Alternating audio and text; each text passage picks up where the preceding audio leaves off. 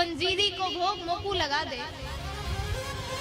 अब जैसे ही गोपी ने कहा कि लाला तू भगवान है, तो को मुंह धो वो आए ना, और तू कह रहा है भगवान हूं मैं, और एक थप्पड़ जरा सा लगा दिया।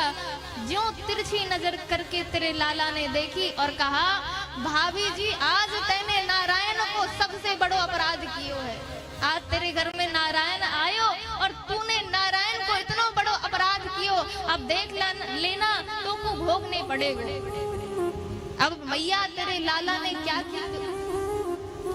गोपी कहती है तेरे लाला ने यूं कहकर जहां पर भगवान का विग्रह रखा हुआ था वहां गया और वहां से विग्रह को हटाकर 2-4 कुत्ते के पिल्ले लाकर सिंहासन में विराजमान कर दिए और कहा अरे भाभी देख तो तेरे भगवान कितने सुंदर हैं, जाके दर्शन करा।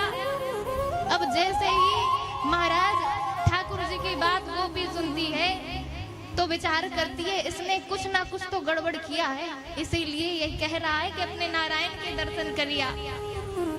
अब जैसे ही ज्यों ही भाभी गई जहां पर नारायण के विग्रह को विराजमान किया था वहां पर देखा कि कुत्ते के 2-4 पिल्ले को विराजमान कर दिया। तो मैया तेरा लाला ऐसा कार्य करता है। और एक गोपी तो कहती है कि मैया ये तेरा लाला क्या करता है कि जहां इसको कुछ ना मिले तो एक तो खरी खोटी बात सुनाएगा और उनके घर वालों को परेशान करेगा। एक दिन इसने क्या किया, मेरी जो छोटी सी बेटी है वह पलंग में पड़ी हुई थी, नेक उसकी लंबी सी चुटिया है, तो उस चुटिया को उस चोटी को पलंग में बांधकर और कान में कह के आ गया कि उठ जा देख हवा। अब मेरी बेटी उठकर रोने लगी, मैया देख हवा आ गो, मैया देख हवा पकड़ लियो, मैया देख मोको हवा पकड़ लियो। अब जैसी मैया दौड़ी जहां पर वह बेटी थी और जैसे ही देखा कि ठाकुर जी दौड़ते हुए जा रहे हैं तो वह गोपी समझ गई कि कछु हवा हुआ ना जे नंदरानी को लाला ही हवा बने डोले। अब मैया जैसे ही गई तो बेटी को समझाती है कि देख बेटी कोई हवा नहीं है, ये नंदरानी का बेटा है। इस प्रकार से मैया देख तेरी लाला की करतूत ऐसी है, नंदरानी से इतनी शिकायतें करती हैं और सुंदर से लाला को आज सुंदर से लाला रोनी सी सूरत बनाकर कहते हैं मैया देख ये जो गोपियां हैं ना ये मेरी शिकायतें कर रही हैं, मेरी जो शिकायत करती है ऐसा लगता है मैया कि मैं ऐसा कार्य कर सकता हूँ। तो मैया से गोपियां कहती है लाला जो तूने करतूत की है ना, जो तूने किया है हम वही बता रही हैं, हम सारी गोपियां तेरी करतूत को ही बता रही हैं जो तूने किया है। तो गोपी कहती है नंद रानी तेरो लाला जबर भयो रे, नंद रानी तेरो लाला जबर भयो रे, महारानी तेरो लाला जबर भयो रे, महारानी तेरो लाला जबर भयो रे, मेरी मटकी उलट के पलट गयो रे,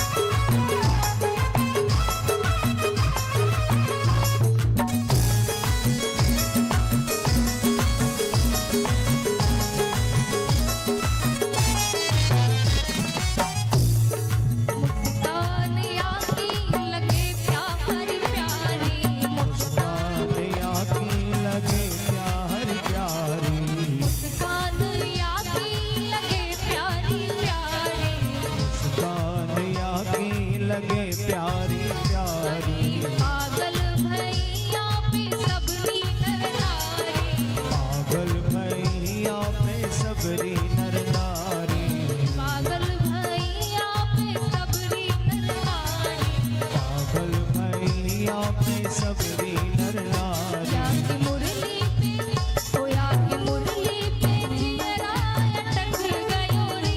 या की मुरली में जियरा अटक गयो रे। ओ महाराज तेरो लाला जबर भयो रे। ओ महाराज तेरो लाला जबर भयो रे। मटकी उलट के पलट गयो रे। मेरी मटकी उलट के पलट गयो रे। मेरी मटकी उलट के पलट गयो रे। मटकी उलट के पलट गयो रे। ओ महाराज तेरो लाला जबर भयो रे। महाराज तेरो लाला जबर भयो रे।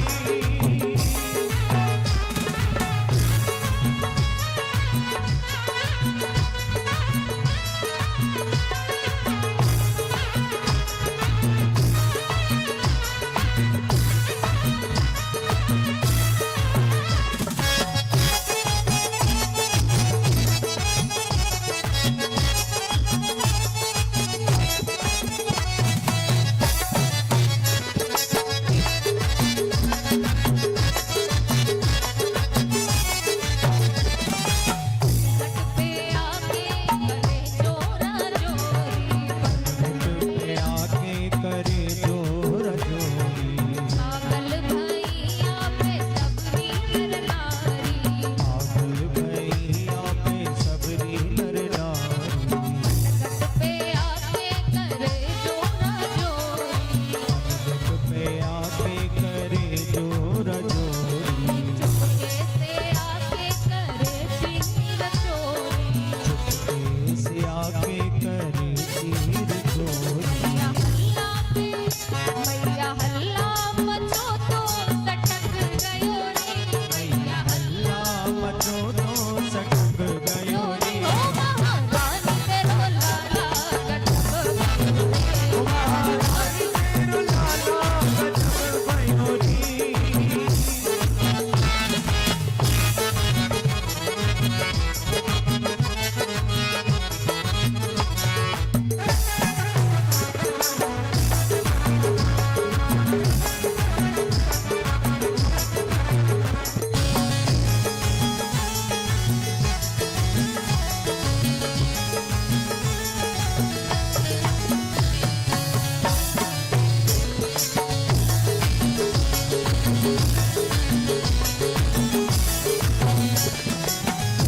सखी कहती है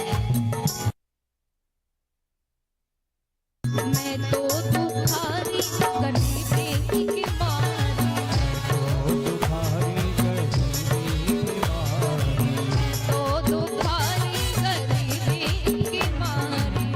तो तुम्हारी गरीबी मारी। यशोदा मैया ने कहा कि देख तेरे घरे लाला मेरो जब चोरी करने आए तो एक काम किया कर कि अगर चोरी करने आता है तो तू मेरे पकड़ कर मेरे पास लेके आना। अरे मैया ये जो तेरा लाला है इतना चालाक है। नहीं जोर चालो तो दीनी में गारी। दूर चलो तो दीनी गारी। और मैया जो तू कह रही है कि पकड़ कर मेरे पास लाया कर, तो मैंने एक दो बार ऐसा प्रयास किया परंतु तेरे लाला ने क्या किया। ओ मैया भैया पकड़ के लटक गयो रे। मैया भैया पकड़ के लटक गयो रे।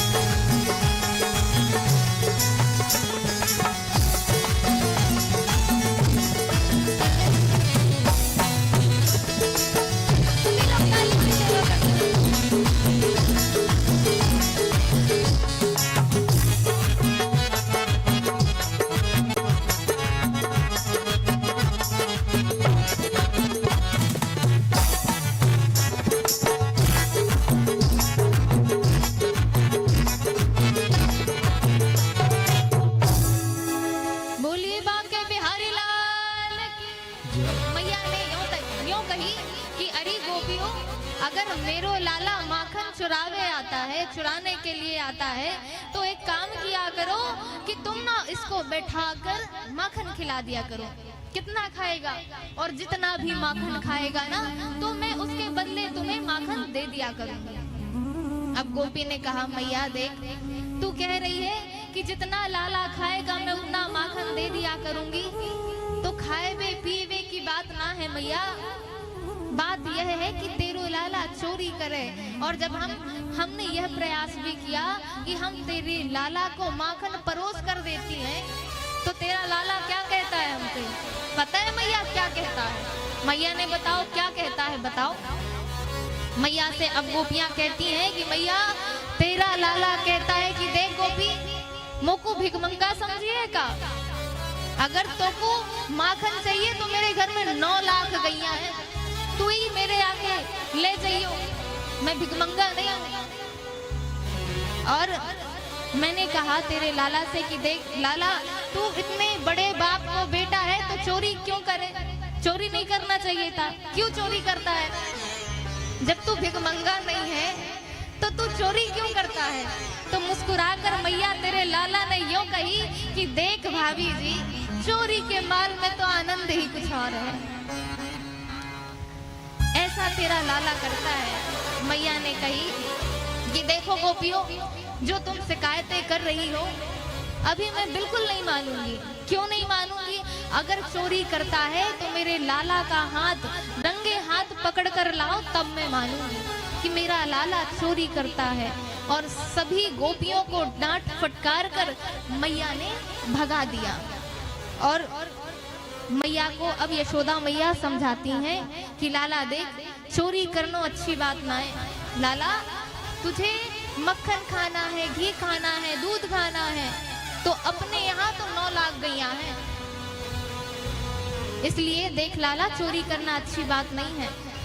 तो कान्हा जी ने कहा, ठाकुर जी ने कहा, मैया तो इन गोपियन की बात पे लगी है, ये मेरी शिकायत करके गई और तू मान भी गई। ये तो झूठ बोलती हैं, ये जितनी भी आई, जितनी सबरी की सबरी आई मैया, या जो भी बताई ये सब झूठ है। मैया ने यूं कही कि लाला देख, एक तो चोरी करना बुरी बात है, और मैं तेरी बात मान लेती हूँ कि गोपियां झूठ बोल रही हैं, परंतु तू इतना बड़ो सत्यवादी मेरे घर में ही प्रकट भयो। पर एक बात समझ ले लाला, जिस दिन रंगे हाथों तू पकड़ा गया तो तेरी बहुत अच्छे से खबर लूंगी। और मैया ने कहा कि देख लाला, चोरी मत किया कर। ठीक है मैया, पर एक बात, एक शर्त है।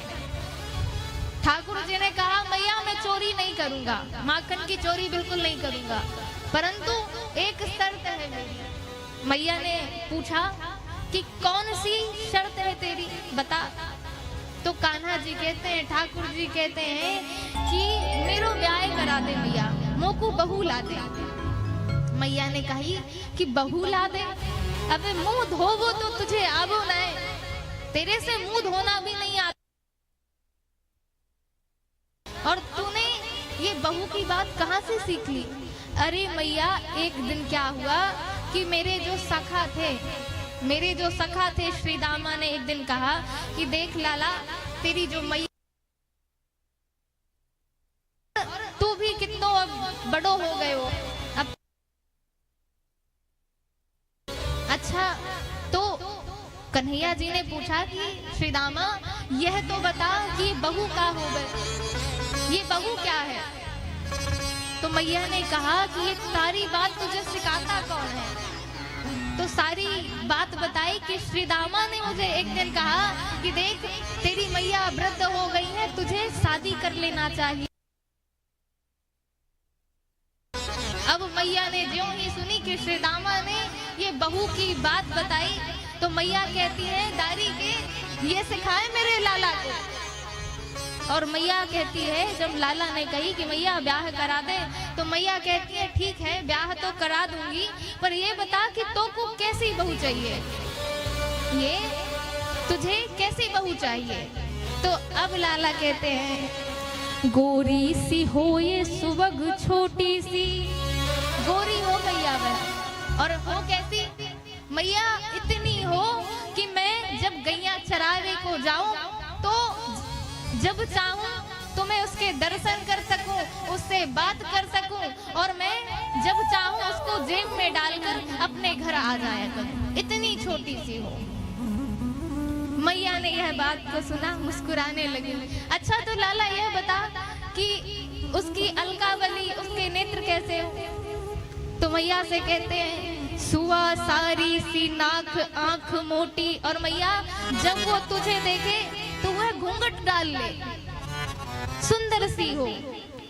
परंतु मैया एक काम यो करियो कि जब मेरा ब्याह कराना, अब जब मेरा ब्याह कराएगी मैया, तो मैं ये बलदाऊ दादा को लेकर ना जाऊंगा।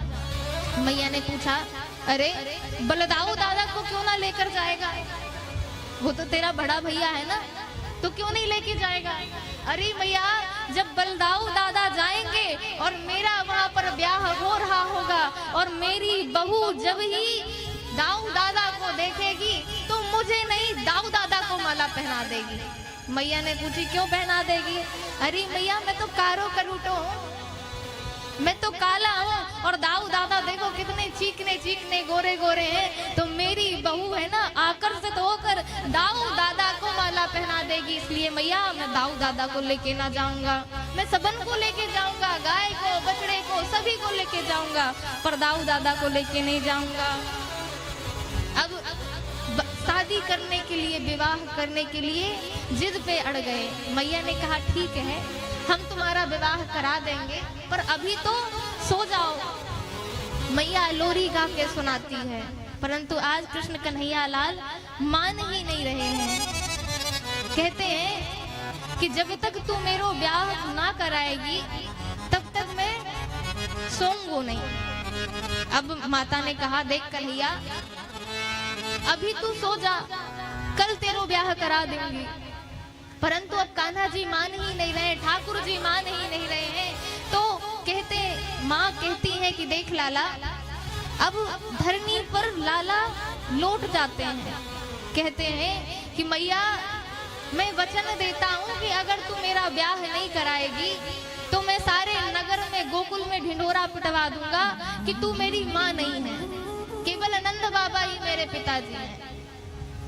और जैसे ही ये बात को सुनती है मैया यशोदा, अपने अंग से लाला को लगा लेती हैं, भर लेती हैं और कहती हैं, लाला मैं तेरा ब्याह करा दूंगी। इस प्रकार से मीठी मीठी बातें करते हैं, लोरियां मैया सुना रही हैं और लाला सो गए। और जब ही प्रातः कालीन उठे तो कहते हैं, एक दिन चंद्रमा की याचना करने लगे कि मैया मुझे चंद्र खिलौना चाहिए। अब मैया विचार करती है, मैं इसको चंद्रमा कहाँ से लाए के दे दूं? तो महाराज रोने लगते हैं, भूमि में लौटने लगते हैं कि मैया मुझे चंद्र खिलौना दे। तो परात में पानी लेकर उसी आंगन में रख देती हैं। और जैसे ही कृष्ण कन्हैया लाल ने देखा कि चंद्रमा परात में आ गया, अरे मैया देख, ये जो सूर्य भगवान है ना, ये तो अपने पास आ गए। मैया ने उनको खूब लाड़ दुलाल किया है और बड़े ही सुंदर तरीके से श्रृंगार करती हैं, लाड़ प्रेम करती हैं। एक दिन भगवान ने दामोदर लीला की। जैसे ही महाराज दीपावली का समय आया, एकदा गृहदासेषु यशोदा नंद गेहिनी। एक दिन कंदुक क्रीड़ा करते हुए एक दिन खेलने गए तो क्या किया कृष्ण कन्हैया लाल ने, सखाओं के साथ खेल रहे थे और वह गेंद यमुना जी में गिर गई। यमुना जी में गिरी तो सभी सखाओं ने कहा, लाला देख वहां मत जा, उसमें कालिया नाग रहता है। तो लाला ने कही, नहीं मैं उसको समझा के आऊंगा और तेरी गेंद भी लेकर आऊंगा। अब लाला वृक्ष में चढ़कर छलांग लगा गए और महाराज सब लोग आकुल व्याकुल हो गए कि लाला, और नंद भवन में सारी खबर दी, सारा समाचार दिया कि मैया तेरा लाला कालिया दह में कूद गया है। नंद बाबा नंद रानी समीप आई, यमुना जी के रोने लगी। और कृष्ण कन्हैया लाल जैसे ही यमुना जी में छलांग लगाते हैं, तब महाराज सभी नाग पत्नियों ने कहा, देखो लाला, अरे लाला तुम तो छोटे से हो, इधर क्यों आए हो, इधर क्यों आए हो? अगर हमारे पति देव जाग गए तो तुम यहाँ से जिंदा नहीं जाओगे। अब नाग पत्नियों को कहते हैं अच्छा। तब नाग जैसे ही शेष नाग को देखा है, तो काली नाग फुंकार मारता हुआ भगवान की ओर प्रहार कर दिया। भगवान की ओर प्रहार किया तो भगवान की फणों पर जिस फण से वह प्रहार करे, उसी फण पर भगवान अपने चरणों के चिन्ह अंकित कर दिए और ताता थैया करके नृत्य करने लगे। तांडव गति मुंडन पर नाचत गिरधारी, तांडव गति मुंडन पर नाचत गिरधारी, तांडव गति मुंडन पर नाचत गिरधारी, तांडव गति मुंडन पर नाचत गिरधारी, तांडव गति मुंडन पर नाचत गिरधारी। तांडव गति मुंडन पर नाचत गिरधारी। तांडव गति मुंडन पर नाचत गिरधारी।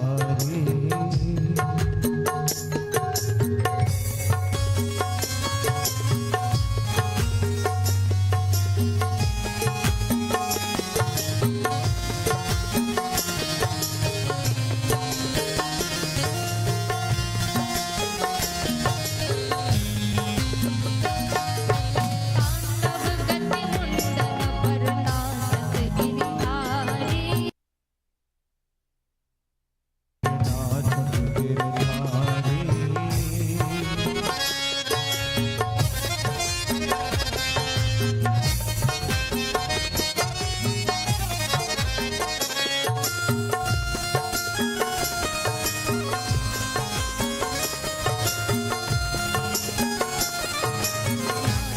गिरिधारी नाचत गिरिधारी, नाचत गिरिधारी। और महाराज भगवान श्री कृष्ण ने अपने चरणों को अंकित कर दिया। अब जब कालिया नाग शांत हो गया तो नाग पत्नियों से कन्हैया कहते हैं कि जब नाग पत्नियों ने 42 श्लोकों में कृष्ण कन्हैया लाल की स्तुति की है तो प्रसन्न हो गए। ठाकुर जी ने कहा, अरे मैया वरदान मांगो, तुम क्या चाहती हो? उस समय माताओं ने कहा कि हम अपने पति के प्राणों को चाहती हैं, हमारे पति देव को आप अभय प्रदान करिए।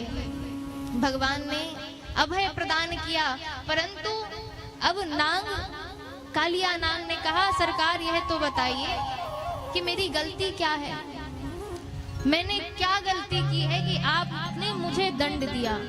आपने मुझे दंड क्यों दिया? मेरी गलती क्या है? तो भगवान ने कहा, अरे धूर्त, अरे दुष्ट, तेरे कारण जीव जंतु आकाश में उड़ते हुए पक्षी तेरी विषयाग्नि से जीव जंतु मर रहे हैं, और इस वृंदावन का जो हाल है, जो वातावरण है, तेरे कारण बिगड़ रहा है। और तू पूछता है कि मेरी क्या गलती है? तो पूछ रहा है कि मेरी गलती क्या है? तो सरकार, जब एक मरणासन्न व्यक्ति होता है और उसकी अंतिम इच्छा होती है तो उसकी अंतिम इच्छा पूरी की जाती है। तो मेरे भी कुछ प्रश्न हैं आपके सामने। भगवान ने पूछा, क्या प्रश्न है तुम्हारे? तो कालिया नाग कहता है कि सरकार, मेरे प्रश्न यह है, मैं आपको यह पूछना चाहता हूँ कि आपने जो विष है मेरे अंदर, ये संसार को किसने बनाया? ठाकुर जी ने कहा, हमने बनाया। अच्छा सरकार, नागों को किसने बनाया? हमने बनाया। तो सरकार यह भी बताइए कि सर्पों के अंदर, नागों के अंदर विष किसने डाला? ठाकुर जी ने कहा, हमने डाला। तो सरकार यह बताइए, इतना क्रोध दिया, तामसी शरीर दिया, तो ये बताइए तेरा तुझको अर्पण क्या लागे मेरा? जो आपने दिया वही तो मैं आपको अर्पण करूंगा, वही तो मैं लोगों को प्रदान करूंगा। आपने अमृत दिया होता तो हम भी घर घर में तोता मैना की तरह पाले जाते, परंतु आपने क्या किया कि हमें तो कोई देखता है तो डंडा लेके मारने के लिए दौड़ता है। आपने क्या किया, हमें विष दिया, इसलिए हमको आपने जो दिया हम संसार को वही प्रदान कर रहे हैं। अब महाराज ठाकुर जी बड़े विचार कर रहे हैं कि भाई बात तो सही कह रहा है। तो ठाकुर जी ने कहा ठीक है, बात तुम्हारी ठीक है, अच्छी है, परंतु यह तो बताओ कि जब हमने तुम्हारे लिए अलग देश बना दिया, रमण द्वीप बना दिया, तो वहां जाकर रहो, और जो हमने दिया वह तुम लोगों को दो, वहां जाकर रहो। तो कालिया नाग ने कहा प्रभु मैं वहां चला तो जाऊं, पर आपका जो भगत है, आपका जो वाहन है गरुण, वह चाहे जहां से आ जाए और वह किसी को भी खा जाए। भगवान ने कहा कि देखो भैया कालिया नाग, अब तुम्हारे फनों पर हमारे चरण अंकित हो गए हैं और तुम अब भय से मुक्त हो जाओ और विचरण करते हुए रमणक द्वीप जाओ। और कालिया नाग भगवान के फनों में ताता थैया करते हुए रमणक द्वीप चले गए। जब ये देखा कि भगवान कृष्ण आज शेषनाग के फनों में ताता थैया करके नृत्य कर रहे हैं, यशोदा मैया ने जब ये देखा कि भगवान मेरा पुत्र मेरा लाला शेषनाग के ऊपर नृत्य कर रहा है, देखकर वह बेहोश हो गई। तो मैया से लाला कहते मैया तुझे चिंता करने की जरूरत ना है, ये जो ये शेषनाग है ना, ये मेरा चेला बन गया है और मैंने इसको कंठी चंदन दे दिया है, अब आपको भय करने की आवश्यकता नहीं है। इस प्रकार से भगवान को प्रणाम करते हुए कालिया नाग और कालिया नाग की पत्नी सभी रमणक द्वीप को गई और भगवान आगे चीर हरण करते हैं, वेणु का वादन करते हैं। अब वेणु का वादन, वेणु गीत कल विस्तृत रूप से आप सभी लोग को सुनाया जाएगा। अब सुखदेव जी कहते हैं परीक्षित, हेमंत ऋतु के प्रथम मास में सभी गोपियां ब्रह्म मुहूर्त में उठकर कात्यायनी माँ की पूजन करती हैं, पूजा अर्चन वंदन करती हैं और क्या कहती हैं, कात्यायनी महामाये महायोगीन्द्रधीश्वरी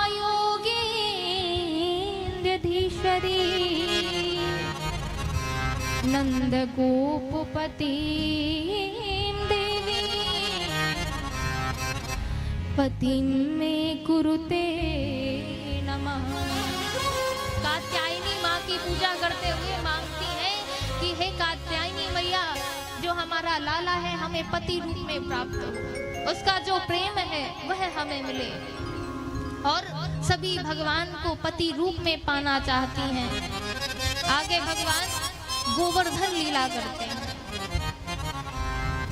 भगवान आगे गोवर्धन लीला करते हैं। देखो भैया, ये जो भगवान की लीलाएं हैं, इन सभी लीलाओं को, इन सभी प्रसंगों को सुनने का जो अर्थ है, भगवान की कथाओं को सुनकर भगवान के प्रति हमें प्रेम हो जाए, भगवान के चरणार बंद में हमारी जो बुद्धि है, हमारी जो मति है, वह लग जाए।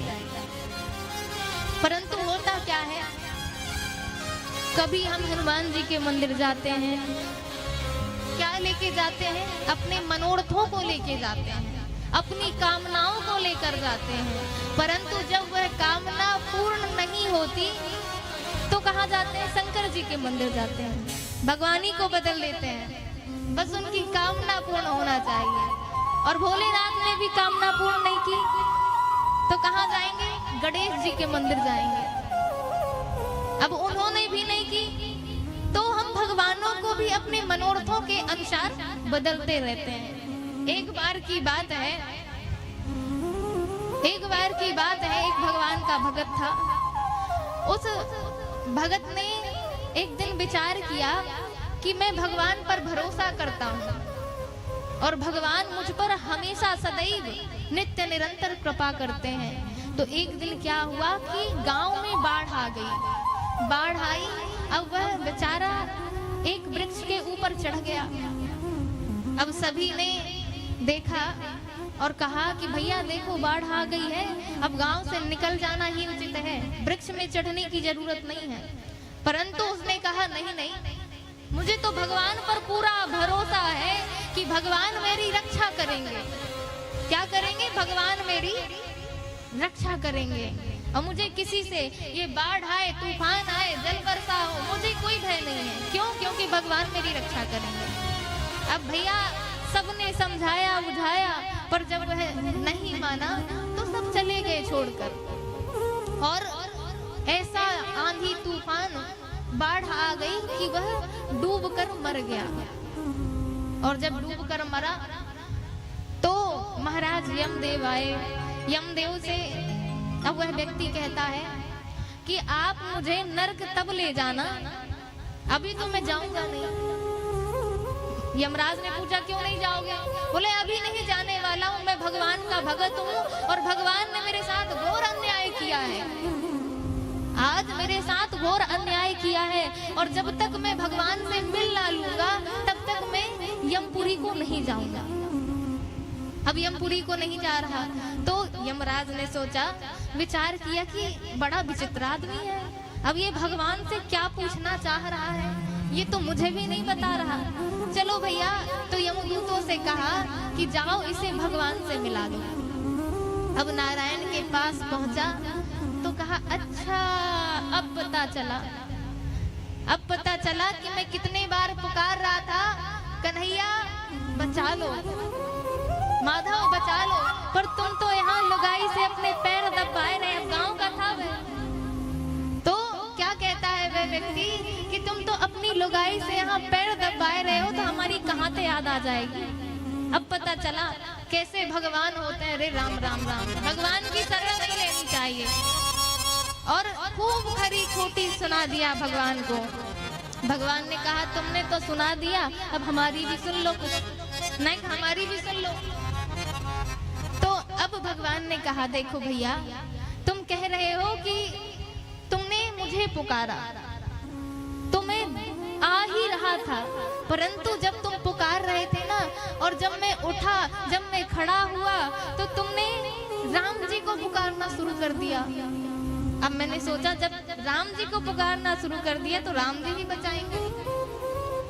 अब राम जी भी जब तक आए होंगे, आने के लिए उद्यत हुए होंगे, तुमने क्या किया? भोलेनाथ को पुकारना शुरू कर दिया। तो राम जी ने भी विचार किया कि भोलेनाथ तुम्हारा बचाव करेंगे, तुम्हारी रक्षा करेंगे। अब भोलेनाथ भी बेचारे अब त्रिशूल उठाएंगे तो टाइम तो लगेगा ना, आते जब तुम्हारे पास आएंगे तो आते जो भी समय होगा समय तो लगेगा। अब तुमने महादेव आ ही रहे थे तो तुमने चौथे भगवान को बुला लिया। अब तो तुमने सोचा लगता है जो पुरुष वर्ग के भगवान हैं वो बहुत ज्यादा बिजी हैं, तो जो माँ है, माँ तो सबकी सुनती हैं, तो अब माँ को बुलाऊंगा। तो जैसे ही महाराज भोलेनाथ आ ही रहे थे तो तुमने मैया का, दुर्गा मैया को बुलाना प्रारंभ किया। अब देखो, तुमने जब दुर्गा मैया को बुलाया और तुम किसी एक देवता पर, किसी एक भगवान पर टिके होते तो तुम्हारी मृत्यु नहीं होती, पर तुम एक पर नहीं टिके, और जो एक पर नहीं टिकता भटकता ही रहता है। एक पर नहीं टिकोगे तो अटके ही रह जाओगे। इसीलिए यह कथा दृष्टांत तो छोटा है, परंतु कहने का भाव यह है कि हम किन्हीं भी भगवान को देखिए। कबीरदास जी ने बड़ा सुंदर दोहा लिखा है, कबीरा सब जग निर्धना। कबीरदास जी कहते हैं कबीरा कुआं एक है, कबीरा कुआं एक है, पनिहारने अनेक। कबीरा कुआं एक है, पनिहारने अनेक। बर्तन सबके न्यारे हैं, पानी सब में ओ भैया, पानी सब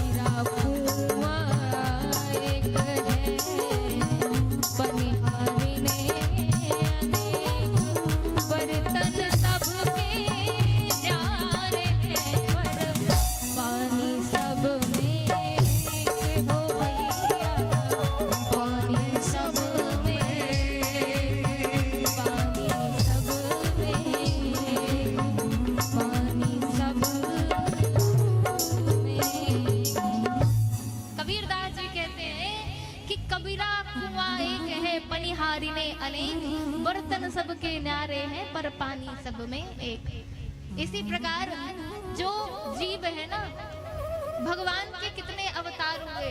देखो, जिसको जो पसंद है उस भगवान को आप इष्ट देव बना ले। और जीवन में आप किन्हीं के भी मंदिर जाएं, आप अगर भगवान कृष्ण के उपासक हैं तो आप राम जी के मंदिर में भी जाएं तो भगवान राम को कृष्ण रूप में देखें। भोलेनाथ के मंदिर में भी जाएं तो अपने कृष्ण भगवान का रूप उनमें देखें। क्यों? जिस प्रकार देखो, कुआं तो एक होता है पर पनिहारनी जो पानी लेने के लिए आती है वह अनेक होती है। और जो बर्तन लेकर आती हैं, कोई मणि का बर्तन लेके आती है, कोई स्वर्ण का बर्तन लेकर आती है और कोई चांदी का। तो भैया देखो, बर्तन तो सबके न्यारे हैं, परंतु उस वस्तु में, उस पात्र में पानी तो एक ही है, रस तत्व तो एक ही है। चाहे आपकी जो वस्तु है मणि की ही हो, स्वर्ण की हो या चांदी की हो या पीतल की हो, पर पानी तो सब में एक ही रहता है। इसलिए भगवान के अवतार अलग हैं, भगवान के स्वरूप अलग हैं, परंतु रस तत्व एक ही है। इसलिए कभी यूं नहीं बोलना चाहिए कि हम तो कृष्ण भगवान को मानते हैं तो राम जी के मंदिर नहीं जाएंगे। अब जो राम जी का उपासक है, अरे भैया हम तो राम जी के उपासक हैं, भोलेनाथ के मंदिर नहीं जाएंगे। सब एक ही हैं, बस स्वरूप अलग है। इसलिए सब में भटको मत, नहीं तो अटक जाओगे। क्यों? क्योंकि जो एक में इष्टित निष्ठित नहीं रहता, अंत तो गत्वा उसका भला नहीं होता। इस प्रकार से भगवान लीलाएं करते हैं। भगवान ने एक दिन क्या हुआ कि दीपावली का समय आ गया। मैया ने बड़े सुंदर सुंदर पकवान बनाए। ठाकुर जी ने देखा, अरे मैया ये सुंदर सुंदर पकवान क्यों बनाए रही है? अब लाला के मुख में पानी आ गया जीभ में। लाला ने कहा, मैया सबसे पहले मुंह को चखाए दे। अब यशोदा मैया ने कहा, लाला चल दूर हट, यहाँ से भाग। मैया ने कहा, आज जय जय होनी है, जब जय जय को भोग लग जाए वो, तब तो कुछ चाखने को मिले वो। तो अब कन्हैया कहते हैं, ठाकुर जी कहते हैं कि ये जय जय कौन सी बला है, ये जय जय क्या है? तो मैया ने कहा कि लाला देख, तू जाके अपने बाबा से पूछ ले। अब बाबा के पास गए। बाबा के पास गए तो बाबा से पूछा कि मैया ने इतने सारे व्यंजन पकवान बनाए के रखे, बाबा देखो मैया एक भी चाखने को ना दे, और कहती कि लाला तू दूर हट। मैया कहती कि अभी जय जय होना है। बाबा यह तो बताओ, यह जय जय कौन सी बलाए है, ये जय जय क्या है? तो नंद बाबा ने कहा, देखो लाला, ये जो जय जय बताई ना, ये जय जय हम इंद्रदेव की पूजा करेंगे। ये जो पकवान बनाए हैं ना, ये इंद्रदेव को भोग लगाएंगे, फिर इसके बाद तो कुछ चाखने को मिलेगा। अच्छा बाबा यह तो बताओ कि इंद्रदेव की पूजा क्यों करते हैं आप लोग? तो नंद बाबा ने कहा, ये भी पूछने की बात है लाला। हम इंद्रदेव की पूजा इसलिए करते हैं, इंद्रदेव पानी बरसाते हैं, और पानी बरसाते हैं तभी हरी भरी घास होती है, जब गैया उनको चरती है तभी तो इसी से तो हमारी रोजी रोटी चलती है।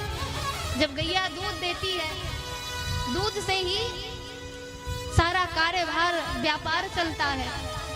अरे तो कान्हा जी ने पूछा, बाबा यह तो बताओ कि क्या हम पूजा नहीं करेंगे तो इंद्रदेव पानी नहीं बरसाएंगे क्या?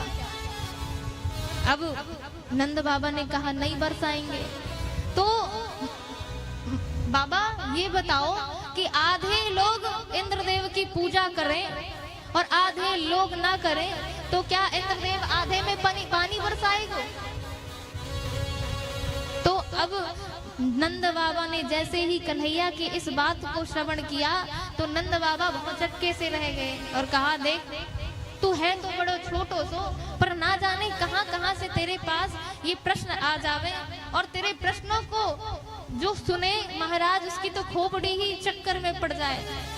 तू है तो नेक्स्ट को छोड़ा, पर तेरे पास ये प्रश्न, तेरे पास इतना ज्ञान कहां से आ गया? अब कन्हैया ने कहा देखो बाबा, मैं बड़े बड़े संतन को सत्संग करूं, और मैंने सत्संग में जाकर यूं सुनी कि जो कर्म करता है इंसान वही उसको फल मिलता है। कर्मणा जायते जन्तुः कर्मणैव विलीयते, सुखं दुःखं भजं क्षेमं कर्मणैव वाभिपद्यते, कर्मणैवाभिपद्यते। बाबा, जो जैसा कर्म करता है वैसा ही फल मिलता है। कर्म प्रधान विश्व रचि राखा, जो जैसा कर्म करेगा वैसा ही फल मिलेगा। अब हमारे ऊपर भी यह बात लागू होती है कि जब हमारे जीवन में आपत्ति विपत्ति काल आता है ना, तो हम विचार करते हैं कि हम तो कितने अच्छे हैं, हम हमेशा सदैव दूसरों का हित करते हैं, पर भगवान हमारे साथ ही बुरा क्यों करता है? हमारे साथ ही ये आपत्तियां विपत्तियां, ये व्याधियां हमें ही क्यों मिलती हैं? हम तो इतने अच्छे। तो भैया, हमारे जीवन में कर्म के अनुसार ही हमें फल भोगने को मिलता है। हम जैसा कर्म करते हैं वैसा ही हमें फल प्राप्त होता है। और हम धनी हो गए या हम अमीर हो गए तो उस अमीरत्व का हमें अभिमान हो जाता है।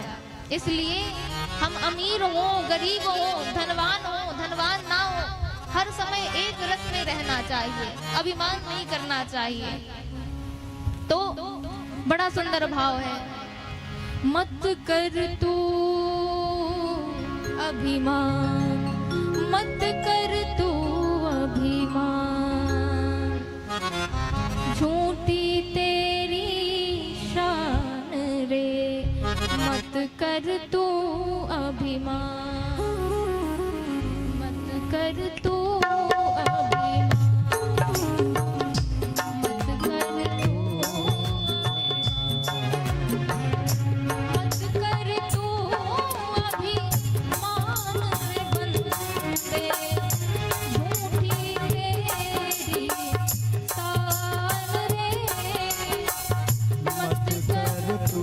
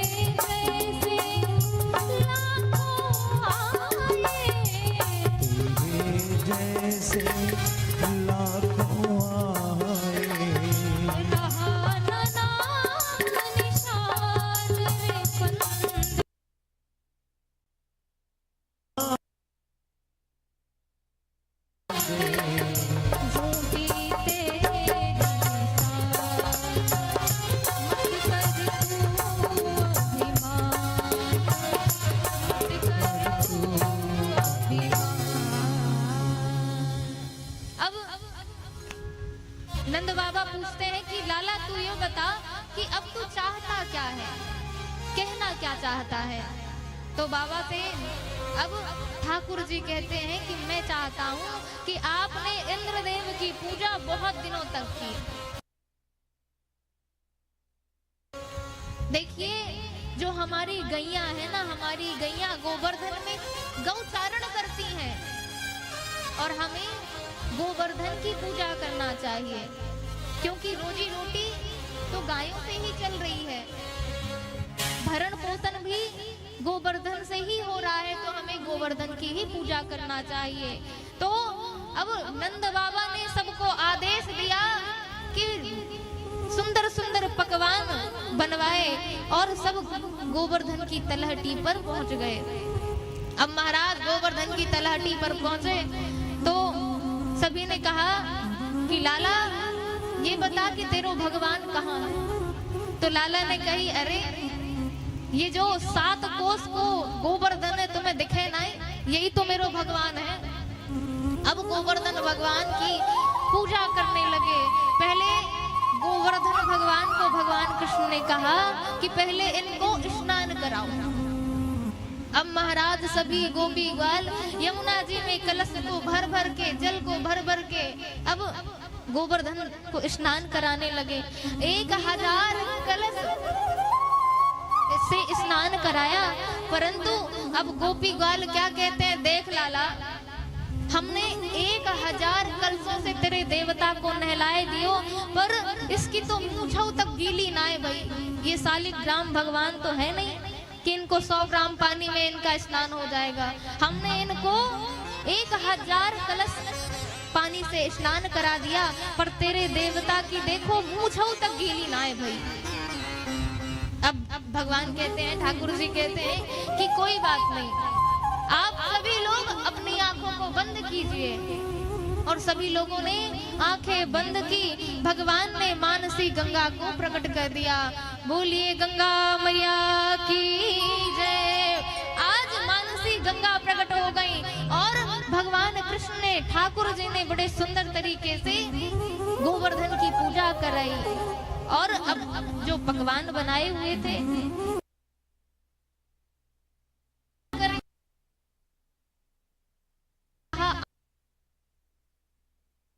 महाराज को भोग लगाओ। अब ठाकुर जी महाराज एक रूप में गोवर्धन पर प्रकट हो गए और एक रूप में लाला के रूप में वही विराजमान है। अब गोवर्धन भगवान कहते हैं, लगाओ भक्तों भोग, और सबको दर्शन देने लगे। अब मैया ने यूं कही कि लाला, जो तेरो देवता है ना, तेरी शकल और तेरे देवता की शकल ये मिल क्यों रही है? तुम दोनों की शकल एक जैसी है।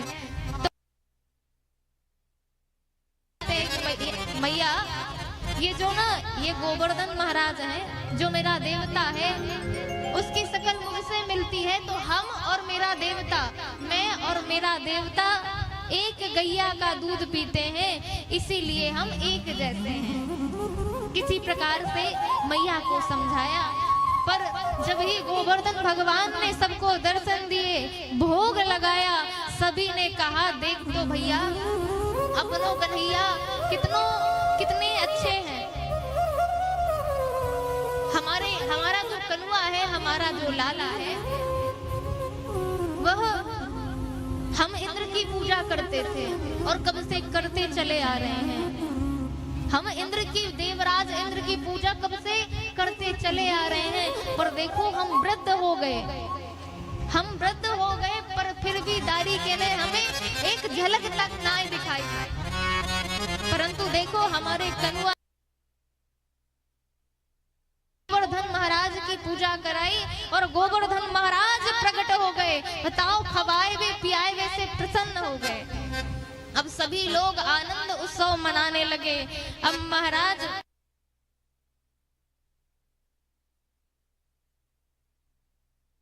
तो वह प्रलय के बादलों को बुला लिया। उसने कहा कि मेरी पूजा लोग क्यों नहीं कर रहे हैं? ये ब्रजवासी इस वर्ष मेरी पूजन में क्यों विलंब कर रहे हैं? इतना समय क्यों लगा रहे हैं? तो देवराज इंद्र को पता चला कि इस बार देवराज इंद्र की पूजा नहीं होनी है। क्यों? क्योंकि ब्रजवासियों ने गोवर्धन महाराज की पूजा कर ली है। अब देवराज इंद्र अत्यधिक क्रोधित हो गए, क्रोध से जल उठे और महाराज सावर्तक मेघों को बुलाया है और आदेश दिया कि ब्रजमंडल को पानी से जलमग्न कर दो, जल से जलमग्न कर दो। प्रलय के बादलों को, अब ब्रजमंडल में प्रलय के बादल बरसने लगे और हाहाकार मच गया महाराज। और सभी सखा, सभी ब्रजवासी भगवान कृष्ण के पास आए, बोले लाला, तूने कहा था ना कि हम गोवर्धन महाराज की पूजा करें। हमने गोवर्धन महाराज की पूजा तो की, अब देखो इंद्र देवता क्रुद्ध हो गए, क्रोधित हो गए। अब वह जल की वृष्टि करने लगे और सब भगवान ठाकुर जी के पास आ गए। तो सभी ने सभी से ठाकुर जी कहते हैं कि देखो भैया, अपनी सखाओं से बाल गोपाल कृष्ण कन्हैया लाल कहते हैं कि हमारे जो गोवर्धन भगवान है ना, जिनकी हमने पूजा करी है, उन्होंने हमारे कान में आकर कहा है कि अगर तुम्हें विपत्ति है, कोई आपत्ति है इस बारिश से, तो आकर मुझे उठा लो और मेरी रक्षण में, मेरी ओट में आप रक्षित होगे। अब सखा कहते हैं, अरे कन्हैया, ये तू कैसी बात कर रहा है? तेरा ये जो देवता है 7 कोस का लंबा चौड़ा है, कैसे उठा पाएंगे हम? अब ठाकुर जी कहते हैं कि देखो भैया, मेरे देवता ने यूं कही कि जब तुमने मेरी पूजा की है और अब यह जल वृष्टि हो रही है, तो जब तुम मुझे उठाओगे तब मेरी ओट में तुम रक्षित हो जाओगे। तो सखाओ कैसे उठेगा? भगवान ने कहा कि भाई, जब कान में आकर इन्होंने कहा है तो उठा लेंगे। तो भगवान श्री कृष्ण अपनी सखाओं, अपने ब्रजवासियों के साथ गोवर्धन पर्वत के तलहटी पर जाते हैं और गोवर्धन पर्वत को इकन्नी उंगली में उठा लेते हैं। और सभी उनके बाल सखा, कोई लट्ठी से उठाता है, कोई हाथ लगाता है। इस प्रकार से सभी बाल सखाओं ने, भगवान कृष्ण ने अपनी इकन्नी उंगली से गोवर्धन पर्वत को धारण कर दिया और उनका नाम पड़ा गोवर्धननाथ। इसलिए अब जैसे ही महाराज प्रलय के बादल छा गए और भगवान कृष्ण अपनी इकन्नी उंगली में अपने नख पर गोवर्धन महाराज को उठा लिया, सभी झूमते नाचते हुए वहां आनंद मनाने लगे और सभी गाने लगे, हो नक पे गिरिवर लीनो धार, हो धार कन्हैया मेरो बारो, गिरवर लीनो धार, कन्हैया मेरो बारो। लीनो धार, हो धार कन्हैया मेरो बारो। नक पर गिरवर लीनो धार, कन्हैया मेरो बारो। कन्हैया मेरो बारो, लाला मेरो बारो। कन्हैया मेरो बारो,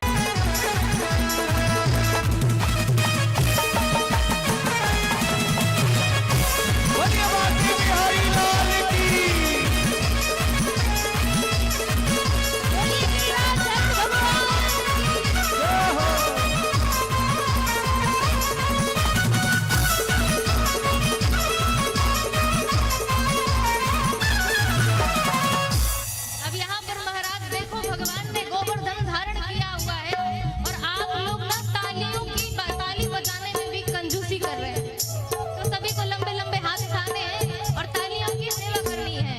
हो नक पे गिरिधर ली उधार, नख पर गिरवर लीनो धार, उधार कन्हैया मेरो वारो। गिरिधर लीनो धार, उधार कन्हैया मेरो वारो। नख पर गिरवर लीनो धार, उधार कन्हैया मेरो वारो।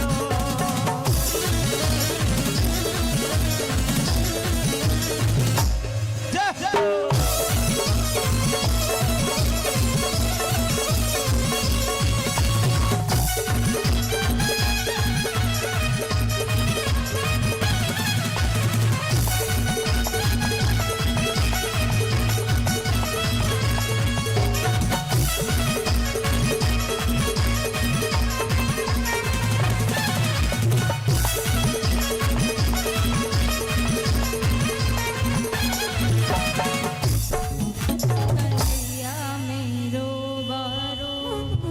नख पे गिरिवर लीनो धार, हाँ धार कन्हैया मेरो वारो। बोलिए गोवर्धन भगवान की जय, बांके बिहारी लाल की जय।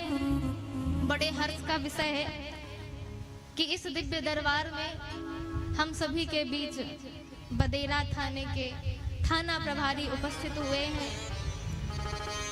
और मैं तो श्री धाम अयोध्या में भी जहाँ तहाँ मेरी कथा होती रहती है, कथाओं में रहती हूँ, पर यहाँ का लोकप्रिय समाचार पत्र है जो जिस पत्र में मैं पढ़ती हूँ आपके बारे में बड़ा ही सुंदर सुंदर आप जो कार्य करते हैं देश हित के लिए, जनहित के लिए, बड़ा ही सराहनीय है।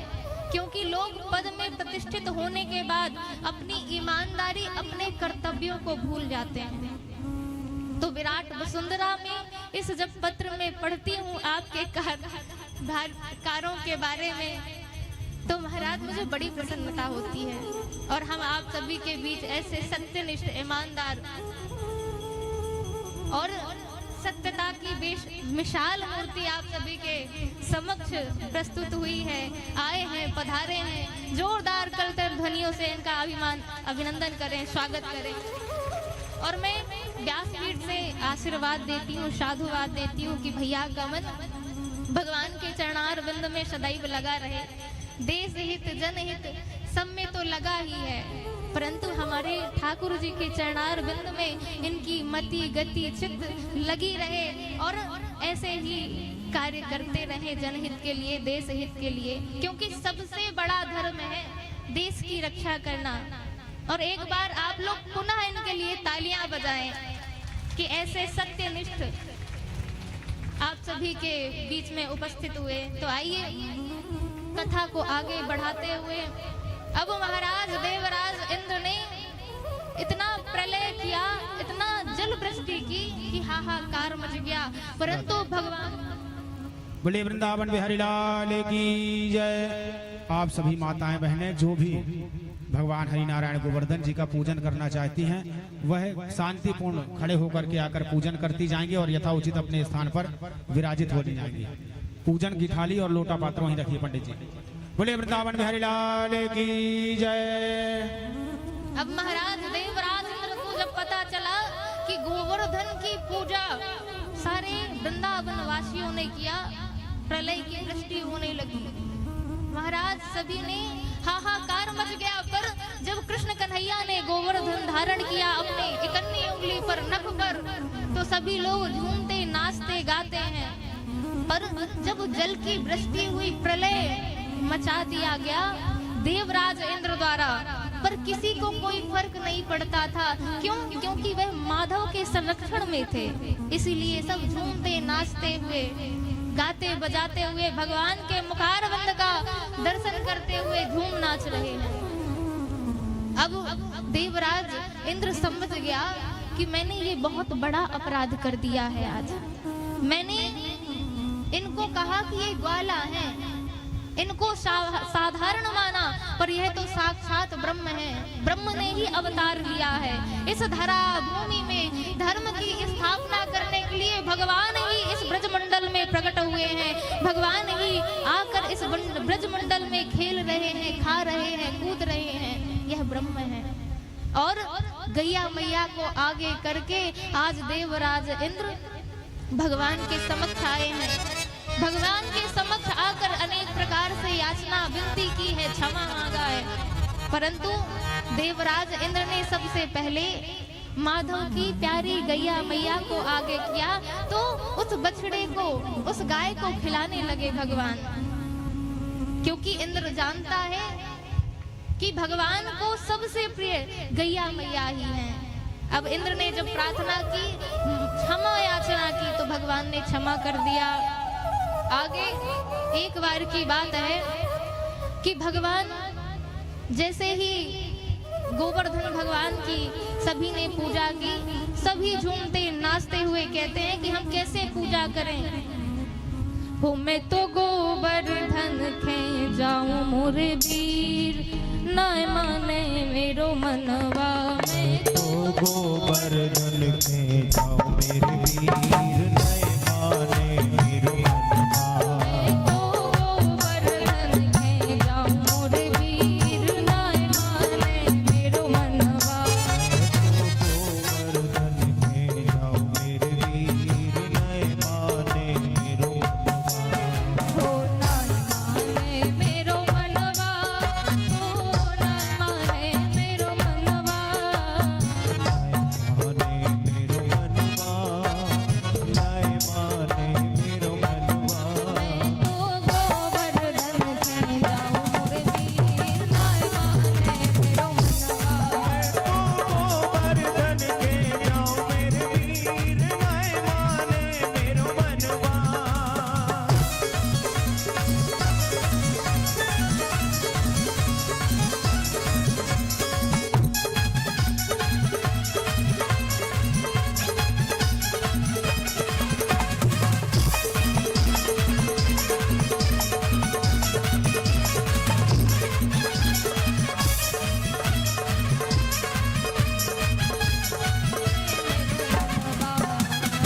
जब से भगवान गोवर्धन धारण किए, तब से सभी ब्रजवासी गोवर्धन महाराज की पूजा करने लगे।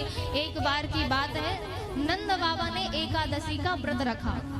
एकादश्याम निराहारा शम्भ्यर्च जनार्दनम, स्नातु नंदस्तु कालिन्द्या, द्वादश्यां जलमाविशत, द्वादश्यां जलमाविशत।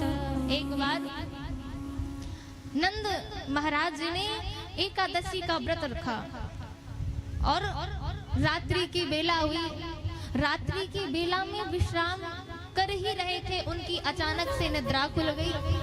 मध्याह्न रात्रि को उन्होंने समझा कि ब्रह्म बेला हो गई है, और जब ही यह विचार किया तो उठकर सभी सखाओं को लेकर यमुना जी में स्नान करने के लिए चल पड़े। और जैसे ही यमुना जी में डुबकी मारी, तो डुबकी मारते ही वरुण के दूत सभी ने कहा, गोप ग्वालों ने कहा, कन्हैया, ओ कन्हैया, तेरे बाबा जी ने, तेरे बाबा ने इतनी बड़ी डुबकी मार ली है कि वो अभी तक निकले ही नहीं यमुना जी से, अभी यमुना जी से निकले ही नहीं। अब कन्हैया तो समझ गए कोई ना कोई बात जरूर है। अब सभी ब्रज वासियों के साथ यमुना तट पर आ गए और कन्हैया छलांग मारे और जाकर वरुण लोक पहुंच गए। वरुण लोक पहुंचे और जैसे ही वरुण लोक पहुंचते हैं तो वरुण देव उठकर भगवान का सम्मान करते हैं और अपने सिंहासन पर ही भगवान को विराजमान कर देते हैं और महाराज 100 प्रकार से पूजा करते हैं। तो ठाकुर जी ने कहा, देखो तुम हमारी पूजा कर रहे हो और हमारे पिताजी को बांधकर रस्सियों में रखे हो, ऐसी होती है पूजा। अब महाराज वरुण देवता थर थर कांपने लगे। महाराज, ये आपके पिताजी हैं? हाँ, ये मेरे पिताजी हैं। अब थर थर कांपने लगे, क्षमा याचना करने लगे कि हमें माफ कर दीजिए भगवान, हमसे बहुत बड़ी गलती हो गई। आप हमें क्षमा करें। अब भगवान अपने हाथों से रस्सियां खोलते हैं और बाबा को यमुना तट पर लेकर जाते हैं। अब नंद बाबा कहते हैं भैया देखो, मैंने कछु डुबकी उबकी नाय मारी, जब मैं मध्याह्न रात्रि में मुझे भ्रम हो गया कि शायद ब्रह्म मुहूर्त हो गया है, और जब मैंने ऐसा सोचकर यमुना में डुबकी मारा तो ना जाने मोटे मोटे दूत मुझे पकड़कर कहीं ले गए और मुझे रस्सियों में उन्होंने बांध दिया। और मेरा जब कन्हैया आया, मेरा जब कन्हैया आया तो कन्हैया को देखकर वरुण वहां के जो राजा थे वह थर थर कांपने लगे। अब नहीं पता भैया कि ये जो लाला है मेरा, इसका कौन सा संबंध है, और मेरी लाला का ऐसा स्वागत आतिथ्य सत्कार किया है, ऐसा स्वागत आतिथ्य सत्कार किया और मुझे भी छोड़ दिया। तो अब एकांत में कहते हैं कृष्ण कन्हैया लाल को, कृष्ण कन्हैया लाल के सखा कहते हैं कि लाला देख, तू साची साची बता, हमें तो लगता है तू भगवान ही है, और अगर भगवान है तो हमको साची साची बता कि तू भगवान है, तो बोल क्यों नहीं देता कि मैं भगवान हूँ। हमने तो ना जाने तेरे सखा होने के कारण कितनी गलतियां की होंगी, अनेक गलतियां की होंगी, तो तू बता भगवान है ना। भगवान ने कहा, ठाकुर जी ने कहा, अरे सखाओ, तुम मुझे भगवान बनाने के चक्कर में क्यों पड़े हो, मैं भगवान नहीं हूँ। अच्छा ये बताओ, भगवान ठाकुर जी ने कहा कि सखाओ, अगर मैं कह दूं कि मैं भगवान हूँ तो तुम लोग क्या करोगे। तो सखाओं ने कहा, देख लाला, तू भगवान है तो हमें तेरे भगवान होने से कछु लेनो देनो ना है, पर हमारे चित्त में एक ही मनोरथ है। कौन सा मनोरथ है कि हमने सुना है कि तेरो जो बैकुंठ है ना, जो तेरा तो हमारी लालसा है, हमारी पिपासा है कि हम तेरे बैकुंठ को देखें। और ठाकुर जी ने कहा, देखो भैया, मैं भगवान हूँ, मैं तुम्हें बैकुंठ के दर्शन करा सकता, मैं तुम्हें बैकुंठ के दर्शन करा दूंगा। तो लाला ठीक है, कैसे कराएगा। तो लाला ने कहा, ठाकुर जी ने कहा कि ये जो कुंड बना हुआ है ना, उसमें सब उछाल कूद जाओ तो आप सभी को बैकुंठ के दर्शन हो जाएंगे। अब श्री दामा ने कहा, लाला ये तो बता कि हम छलांग तो मार देंगे, इस कुंड में तो कूद जाएंगे, पर कूदने के बाद जिंदा वापस आएंगे कि नहीं आएंगे। लाला ने कहा कि भैया मेरे ऊपर विश्वास करो, जब तक मैं हूं तुम्हें कुछ नहीं होने दूंगा। अब सभी ने प्रेम से, बड़े विश्वास के साथ, कन्हैया पर बड़ा विश्वास है, विश्वास के साथ उस कुंड में कूद गए। अब कहाँ पहुंच गए, बैकुंठ। बैकुंठ में गए तो बड़े बड़े दूत, भगवान के पार्षद। अब श्री दामा ने कहा कि भैया राम राम। तो उस पार्षद ने कहा, मौन मास्तम। तो श्री दामा अपनी सखाओं से कहता है, देखो तो भैया ये कैसा बैकुंठ है, यहाँ तो को काउते राम राम नाई करे। और भैया देख, ये अपना लाला कहाँ चला गया, लाला नहीं दिख रहा है। तो एक मित्र ने कहा, एक सखा ने कहा, देख वो कालिया नांग पर, वो बड़े बड़े फनों पर बैठा हुआ क्षीर सागर पर, वह अपनी कन्हैया जैसे ही दिख रहा है। तो सब दौड़ने लगे, भागने लगे कन्हैया के पास जाने के लिए। तो पार्षदों ने रोक दिया, कहा कि अब सीमा के बाहर नहीं जा सकते। और सखाओं ने क्या देखा कि 4-4 मुख वाले, 5-5 मुख वाले भगवान की प्रार्थना करते हैं, भगवान की स्तुति करते हैं। अब सारे सखा विचार करने लगे कि अब तो हमें वृंदावन ही जानो है। कृष्ण कन्हैया लाला, अब तू हमें बुलाए ले अपने वृंदावन। और जैसे ही यह विचार किया, सभी सखा उछल उछल कर यमुना तट पर आ गए। जब भगवान को मुरली बजाते देखा, श्याम सुंदर को मुरली बजाते देखा है और मुस्कुराते देखा, तो सखाओं से श्याम सुंदर कहते हैं कि सखाओ यह तो बताओ कि मेरा बैकुंठ तुम्हें कैसा लगा। श्री दामा कहता है, देख लाला, तू कहे, हम अभी तक हमने सुना था कि बैकुंठ बहुत अच्छा है, बहुत अच्छा है, परंतु मैं तो यूं कहूँ लाला कि तेरो बैकुंठ तो बहुत अच्छा है, पर जे हमारा जो वृंदावन है ना, इस वृंदावन से अच्छा नहीं है। कान्हा जी ने पूछा, ठाकुर जी ने पूछा कि क्यों अच्छा नहीं है? तो ठाकुर जी से कहते हैं, देख लाला, तेरे बैकुंठ में कछु बात की कमी ना है, परंतु वृंदावन जैसा सुख तेरे बैकुंठ में नहीं है। जितना सुख, देख हम तेरे बैकुंठ गए थे तो तेरे पास तक जाने नहीं दिया तेरे दूतों ने, और हम इस वृंदावन में तेरे साथ खेल सके, खा सके, तेरे साथ खेल कूद कर सके, सब कर सकते हैं लाला। पर तेरे बैकुंठ में तो तेरे दर्शन करो, तेरी स्तुति करो, पर हमारे बैकुंठ में तो हम अपने लाला को खेल सके साथ में, उसके साथ माखन खा सके, तो वृंदावन जैसा सुख कहीं नहीं है। तो वृंदावन की महिमा अपार है। और आइए हम सभी लोग चलते हैं वृंदावन की ओर। वृंदावन की महिमा संतों ने गाई है, महंतों ने गाई है। जो भी वृंदावन चला जाता है, जो भी राधा रानी के दर्शन कर लेता है, वो मन चल रे वृंदावन धाम, राधे राधे गाए, मन चल रे वृंदावन धाम, राधे राधे गाए, चल रे वृंदावन धाम, राधे राधे वृंदावन धाम, राधे राधे गाए।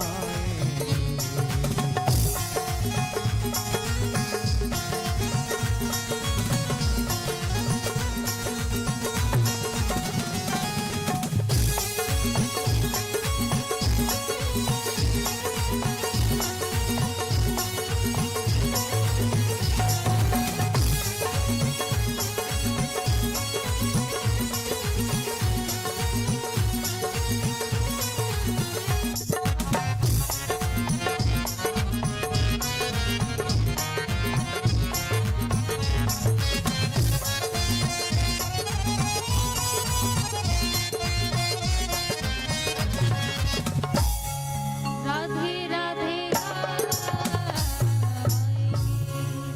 मन चल रे वृंदावन धाम, राधे राधे गाएंगे। आज इसी के साथ भगवान के चरणों में अपनी वाणी को विराम देते हुए, कथा प्रसंगों को समर्पित करते हुए, आइए 2 बार नाम संकीर्तन तदोपरांत आरती में प्रवेश करें। जय राधे राधे, जय श्यामा श्यामा, राधे राधे, जय श्यामा श्यामा, जय राधे राधे, जय श्यामा श्यामा, जय राधे राधे राधे, श्री राधे राधे राधे, जय राधे राधे राधे, श्री राधे राधे राधे, जय राधे राधे राधे, श्री राधे राधे राधे, जय राधे राधे राधे, श्री राधे राधे राधे, जय राधे राधे, जय श्यामा श्यामा, जय राधे राधे, जय श्यामा श्यामा।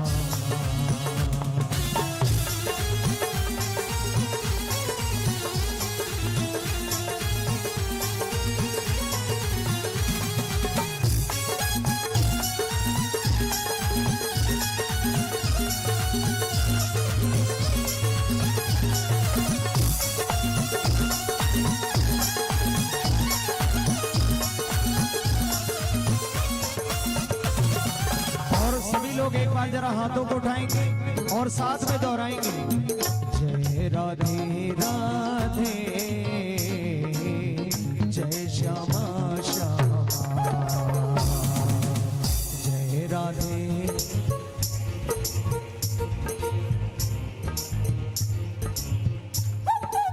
जो यहाँ कथा श्रवण करने आए हैं, अपनी वाणी को बिल्कुल पवित्र करके ही जाना है भाई। तो सभी लोगों को बोलना है ये सब, जय राधे राधे जय श्यामा श्यामा।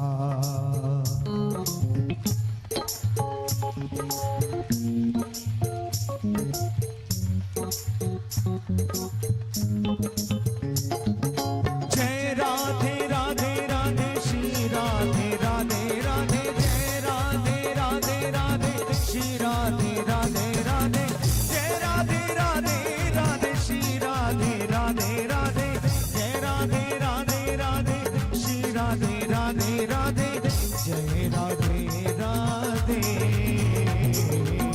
जय श्यामा श्यामा। जय राधे राधे जय श्यामा श्यामा। बोलिए राधा रानी सरकार की, बोलिए बांके बिहारी लाल की। बोले वृंदावन बिहारी लाल की जय। श्रीमद् भागवत महापुराण की जय। बड़े ही सौभाग्य का विषय है, आपके ग्राम जुड़वानी में सप्त दिवसीय चल रही श्रीमद् भागवत महापुराण के आज पंचम दिवस में पूज्य वैदेही जी के मुखारविंद से भगवान की बाल लीलाओं को श्रवण किया तथा गोवर्धन की कथा को श्रवण करके गोवर्धन पूजन किया। कल बड़े ही धूमधाम से भगवान नारायण का विवाह किया जाएगा। आप लोग अपने बच्चों का जैसा विवाह करते हैं ठीक उसी प्रकार भगवान के चरण को पाद स्पर्श किया जाएगा।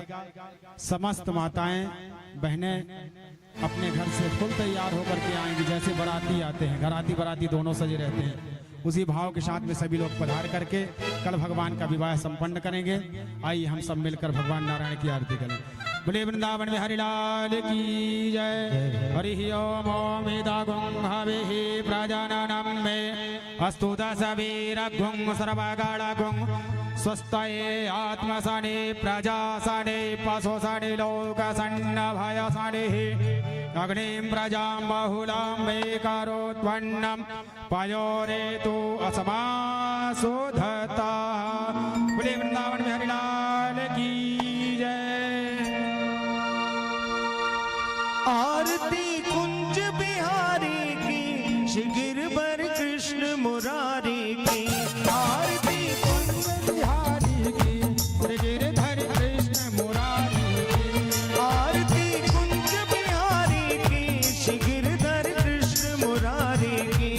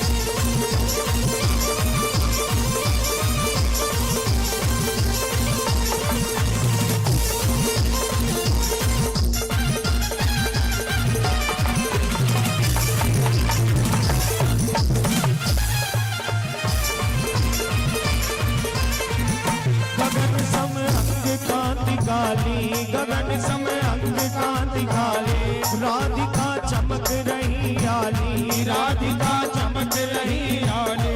लगन में ठाणे बनमाली।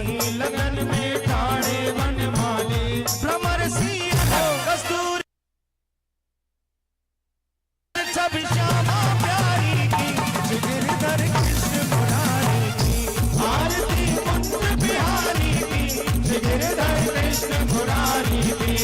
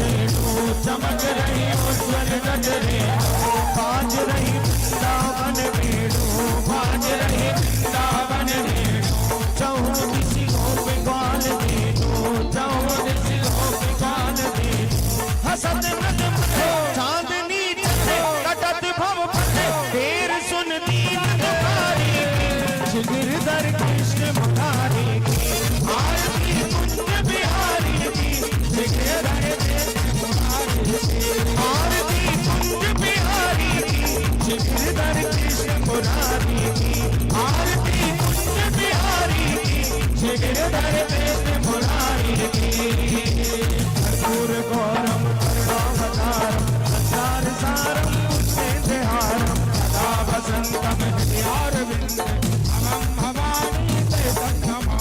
मंदाल माला ताल काले कपाल माला जिसे कराए दिगंबर आए नमः शिवाय नमः शिवाय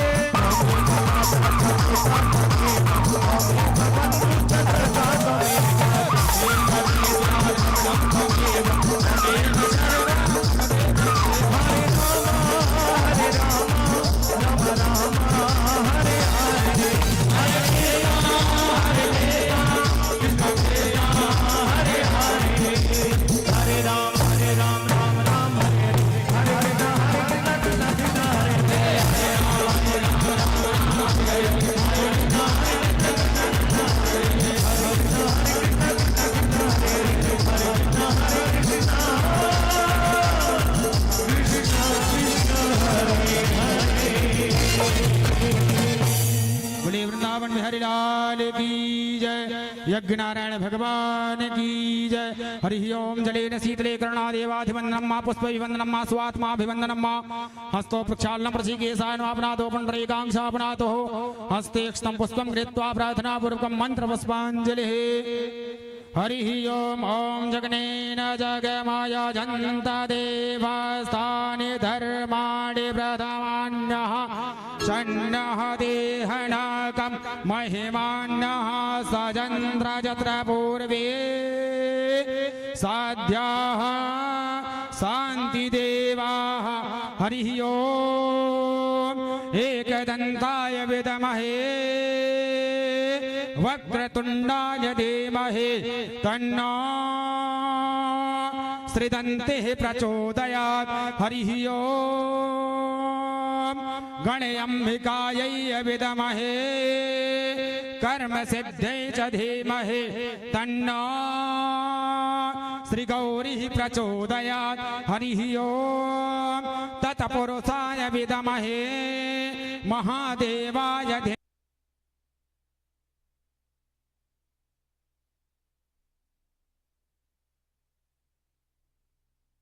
वासुदेवाय धीमहि तन्नो श्रीविष्णुः प्रचोदयात्। हरि ओम महालक्ष्मै विद्महे विष्णुपत्न्यै च धीमहि तन्नो श्रीलक्ष्मीः प्रचोदयात्। हरि ओम वायुपुत्राय धीमहि तन्नो श्रीहनुमत प्रचोदयात्।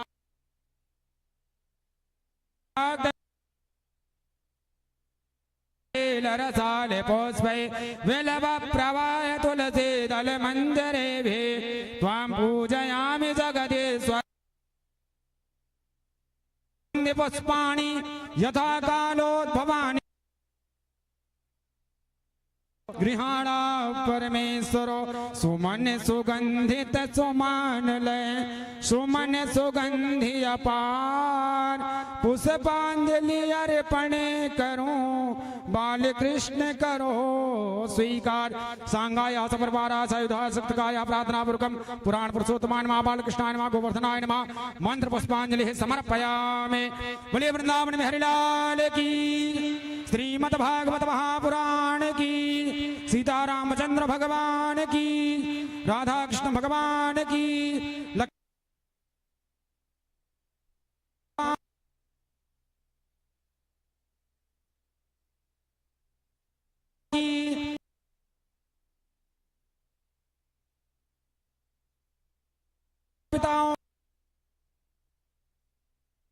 धर्म की अधर्म का प्राणियों में